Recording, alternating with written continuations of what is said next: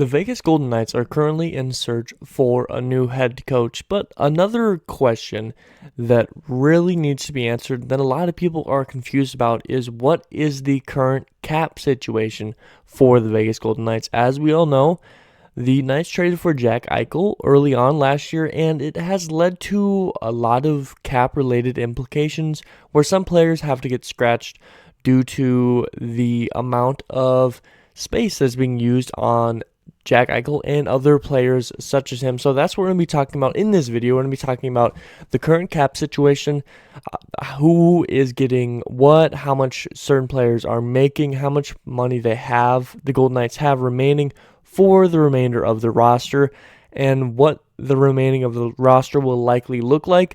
Then we'll also go a little bit in depth into the pending free agents for the Vegas Golden Knights and what will likely occur with those guys, and what the current cap situation means for this Vegas Golden Knights team. So if this is your first time on the channel, my name is John. This is the Sports Advocate. Thank you guys so much for tuning in. It really means a lot to me. If you enjoyed this content, hit me with a like. Also, give me some criticism down below because I'm really trying to improve for you guys. If you really enjoy this content, go ahead and subscribe because I have content that comes out daily, NFL, NBA, and NHL, and a lot of you seem to be coming back on a daily basis anyway, so why not subscribe? But nonetheless, let's not waste any more of your time. Let's get right into this.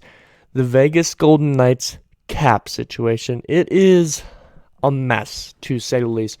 Let's start with, the top four guys. The guys that are getting paid the most, that have been paid out by the Vegas Golden Knights, with Mark Stone, who was traded for and then paid, Max Pacioretty, Alex Pietrangelo, and Jack Eichel, who was traded for last season. Those four guys, Max Pacioretty, Mark Stone, Jack Eichel, and Alex Pietrangelo, those four guys account for $35.3 million of the cap for next season, which is the third highest top four in the entire league. Those four guys get paid, for top four lines of most highest paid people on the team.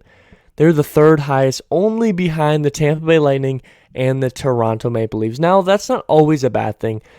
As we can see, currently the Tampa Bay Lightning are in the Final Four for the Stanley Cup playoffs at this very moment, and the Toronto Maple Leafs had a very, very good season, and they end up getting knocked out first round to the Tampa Bay Lightning. So having a top four that is paid very, very well does not always mean bad things, but it can lead to bad implications. And I see a spider on my wall.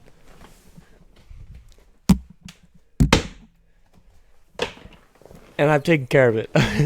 But so the cap situation, like I said, $35.3 million for your top four guys, which doesn't allow a whole bunch of space already just from those top four. But the Golden Knights' top 10 players, highest paid players, the top 10, make up 80% of the entire cap space for next year. Just the top 10 players. Now, if you guys don't know, you have 3 forwards per line, 2 defensemen, your goalies, and that's kind of your setup. Normally, you run a 4-line with sometimes 3 defensive lines, which would mean, 3 times 4, that gives you 12. Then you need another 6 or so, which would give you 18. And then your 2 goalies that you normally keep on roster, there's 20 guys right there. So your top 10, and you have a couple pieces that are on roster that normally don't always fit in those lines that you may use at different times. But that leaves you with 80% used for your top 10 players, that you only got $15.8 million that remains for your 13 players. Like I said, you have a couple over the actual amount that you need. So 13 players, 15.8 remaining, leaves you a little bit over $1 million per player, which is not good news, with the minimum being $775,000 is the minimum for any one player, and so you're barely above that at this very moment. But then you also need to take into consideration some of these guys that are currently on this team, and yes, they might not all be on this team next year, but you have Braden McNabb, you have Lauren Brossoit, you have Zach Whitecloud, you have Chandler Stevenson. Those 4 guys who are not in the top 10 paid, Those four guys together make up another $10.7 million to the cap. So you got to take off 10.7 from 15.8. Now you only have 5.1 million that remains for the last 9 players. Now, that's not any good news because that leaves you a little bit over $500,000 per player. And like I just brought up, 775 is the cap minimum for one player. So now let's look at some of these pending free agents, and then we'll go into what will likely happen next. Pending free agents, restricted free agents is probably the most likely to return, I would say, just because that allows you to kind of go a little bit over the cap to bring back some players. There's some cap finagling that can occur with restricted free agents, and some backloading of contracts can occur as well. So the top restricted free agents that this team will likely try to bring back, and a lot of fans would like to bring back, Nick Waugh, Nick Hague, Keegan Colasar, and Brett Howden. All these guys are very young guys. Yes, they've had some implications that have occurred. I believe it was Brett Howden that had the neck injury. I believe it might have been Braden McNabb. I might be mixing those two up. Keegan Colasar is a young dude. Yes, he maybe looks a little bit older than he is, but he's a very young guy. He's brought some good talent to some of these lower tier lines. Nick Waugh has been an incredible guy that looks like he can become a leader for this team and just, bring a lot of talent, but he's probably going to require a good portion of money to bring him in long-term back to this team. And Nick Hague is also a good piece to have on this roster. To retain these four guys alone would already put the Knights over the cap. Not only that, but you have numerous other restricted free agents and unrestricted free agents that aren't listed. For unrestricted free agents, there's only 2 that are really important to focus on and pay attention to, and that is Matthias Janmark, who, although was traded at the deadline to make cap space, ended up getting brought back to the team because of some rules that were in place. He comes back to the team. He does an incredible job for this roster and helps them make a good push towards the playoffs. They end up missing out, but they would not have made it as close as they were without Matthias Janmark on this roster. He was doing very, very good through the remainder of the year. You also have Riley Smith, who missed a good portion of games last year, but is the number 1 points, number 1 goals in the entire history of the Vegas Golden Knights. Riley Smith has both of those records, and those guys are unrestricted free agents, and they're probably going to request a good amount of money. Now, you do have to compare Riley Smith, the amount that he will likely get paid, to the Pittsburgh Penguins. They just brought back one of their older players that plays similar to or a little bit better than Riley Smith has been playing for a very cheap number, which makes you think, could you bring back Riley Smith for a low tier amount? But again, the thing is, you only have a little bit of space. Now, that's not even including some of these other free agents, like I said, that I didn't bring up. You have people like Ron Bjerg, who was playing for the Silver Knights and then was moved up.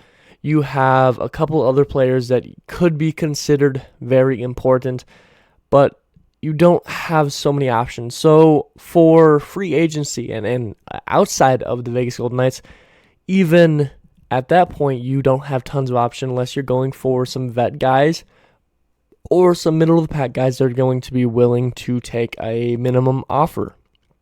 But what does it mean for this roster to be so tight on cap that you only have $5.1 million for 9 remaining players and restricted free agent players that you likely will try to bring back?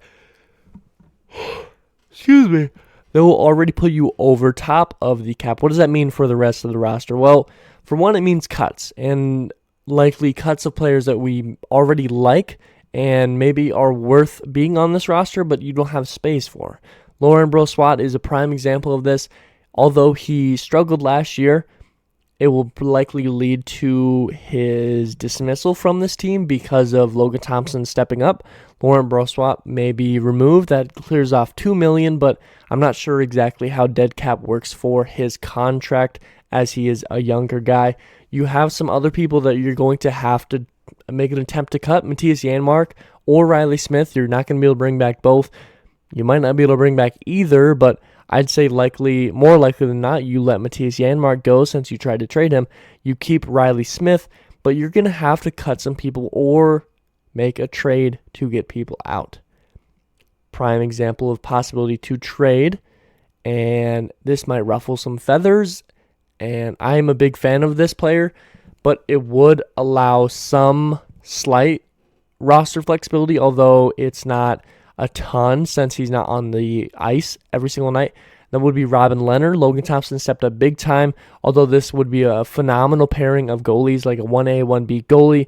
And I think Robin Lehner technically would still be the number one out of these two just because his experience. It would allow some possible cap flexibility. Now, I have seen some reports of people saying move Mark Stone, move Pacioretty, move Wild Bill, Carlson. And you really can't. I just want to say that. Not only are these contracts so big that people might not be willing to even look at them and consider trading for them, but the dead cap that would be remaining or the cap you would have to absorb to get a good deal in return would likely still put you in a bad cap situation. Now, at the end of the year, we did see some games where we had Stone and Eichel playing at the same time, or Pacioretty, I think, also returned from injury and was playing at the same time. You still had Carlson. You still had some of these lower tier line guys, but Riley Smith was still injured. Pacioretty and Pietrangelo were in and out of the rotation. Stone only played a few games at the end of the year, even when he was back, and they were able to make some cap rotations. Robin Lehner was in and out of the roster, so that allowed for some help as well, but there's a lot of cap finagling that has to occur to do it, and you're just not going to have that ability. One of the main reasons why the Vegas Golden Knights were able to move the cap around so much was because of LTIR, which is long-term injury reserve, which I think is now 6 weeks or 8 weeks that you have to be on it if you're on LTIR. And when you're on that, that means that your cap number does not go against the cap, so you can have players on your roster that would normally put you over since this guy does not count towards your cap at the current moment. But some other things that this means for the team is you're going to have some guys that are young or some people that you're paying a low number to play well above their amount. And that goes for people like Brendan Bryson, who was just barely brought up at the end of the season to the Silver Knights. Maybe you take a risk on him, bring him to the Golden Knights, see if he can step up big for you, because that would be a huge, huge help for you to have a guy that's on a small-term contract like that, a test contract, which would allow you to, if he steps up big time, kind of keep the cap low on him, even though he's playing well worth a contract. Now, at some point, you're going to have to pay him, but for this year, that'd be a good step. And there's some other players on the Silver Knights that you could do similar contracts with on these like test contracts. These guys are just entering the league now, and you can do a little bit of cheating. Oh my gosh, I keep yawning. Sorry about that, guys.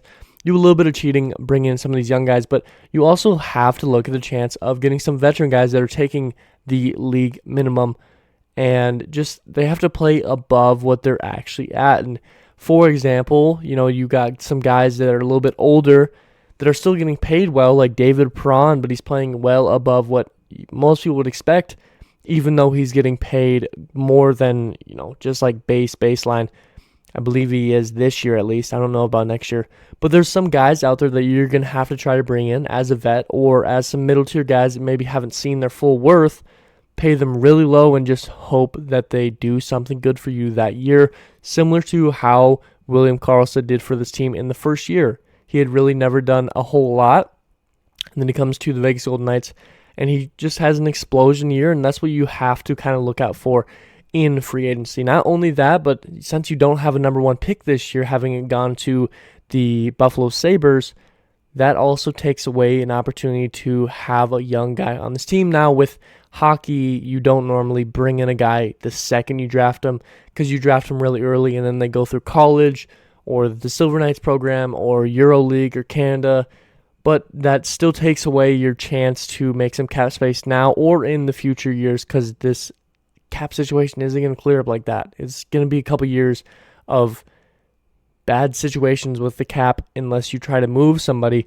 A couple other things that are going to have to happen is you got to stay healthy. From Mark Stone to Jack Eichel to Patch Reddy, if you bring back Riley Smith, Robin Leonard, all these guys, you need to stay healthy. If you're in such a bad cap situation and you have your top line guys, these top guys you're paying, and they get injured and they can't play a lot of games, although it might come off your cap for the LTIR, you aren't going to have guys on your roster that are good enough to fill that spot right away because you can't pay guys that are up to par with these guys that could get injured. So if Stone's out and he's on LTIR, yes, that makes cap space for you, but then who's stepping up to take his spot and who's stepping up to take the spot behind that person that steps into Mark Stone's? You need guys to stay healthy and stay consistent. You need your top guys, and this is another point, you need your top guys to play like the top guys. You can't let them take a back seat whenever you want, and that's a coaching thing as well, and that's something that we're going to be talking about here soon again, is what with Vegas Golden Knights still haven't chosen a coach. So whoever steps in as coach is going to have a big role to fill, and maybe that's why it's a little bit hard to get a coach at this moment, is because people are looking at that cap situation and they just don't know how to feel about it when you have such a really top-heavy, side of things. And something that I do want to quickly look over real quick is, being a top-heavy, top-half team is not a bad thing. Oftentimes, a top-half team is the teams that are in the playoffs. If you look at the bottom, where the top 10 players aren't the more heavily favored percentage of your team, you have guys like Anaheim who missed the playoffs. I think 38% of their cap goes to their top 10. You have people like the Coyotes, and I think the Red Wings are down there. And you're just, that's not always a good thing to pay your top 10 really low, because it likely means that your top 10 is not that great. On the other side of things, your top 10 for like Tampa and Toronto are, really, really high, and that does show that some good things. But Colorado Avalanche, who were one of the best teams in hockey and in the Final Four right now, are right in the middle with their top 10 getting paid. They're right in the middle league. They're about 50% or so, and they're just, they're right in the middle. You don't have to overpay your top 10. And maybe you're not even overpaying. You don't just have to pay out of pocket for your top 10 guys all the time. And that's something that Vegas will have to learn over time. And maybe, we love these trades. Most of us love these trades, aside from people hating on Jack Eichel's trade.